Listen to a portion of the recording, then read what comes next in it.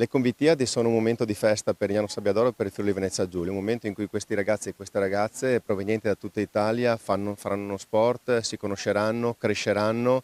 Inaugurate ufficialmente le Convitiadi 2026 che vedono Lignano Sabbiadoro piacevolmente invasa dagli studenti che si sfideranno principalmente sul piano sportivo senza tralasciare spazio dedicato alla cultura e all'identità collettiva.